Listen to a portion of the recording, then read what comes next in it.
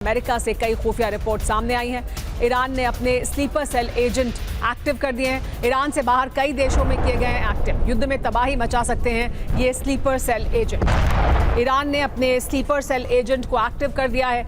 ये युद्ध के मैदान में एक्टिव किए गए हैं ताकि ये स्लीपर सेल युद्ध के मैदान में तबाही मचा सकें ईरान की तरफ से।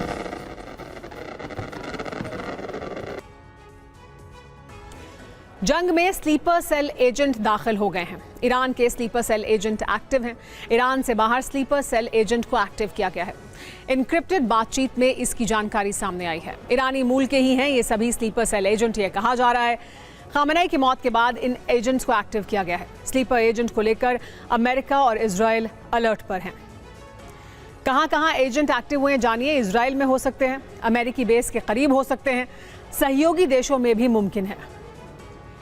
ईरान में सुप्रीम लीडर चुन लिया गया है, सैयद मुश्तबा खामेनेई, और इस ऐलान के बाद ईरान ने इजराइल दहन के लिए एक ऐसे ऑपरेशन की शुरुआत कर दी है जिसमें तेल अवीव समेत संपूर्ण इजराइल दहल गया है। खास बात यह है कि इस ऑपरेशन में ईरान ने जिन मिसाइलों का इस्तेमाल किया है उसने अमेरिका और इजराइल की नींद हराम कर दी है।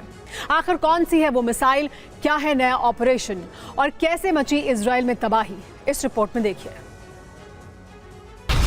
ईरान का ऑपरेशन अलियान वली अल्लाह।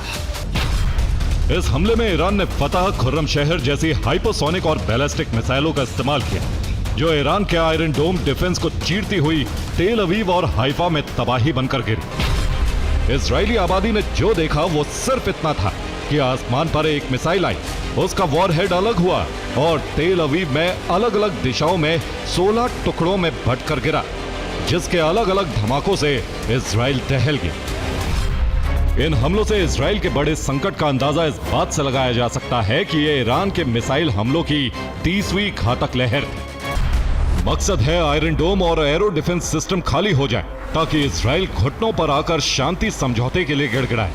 दावा है कि एक हफ्ते में 13 इजरायली नागरिकों की मौत हो चुकी, वहीं 2000 से ज्यादा लोग हमलों में घायल हुए।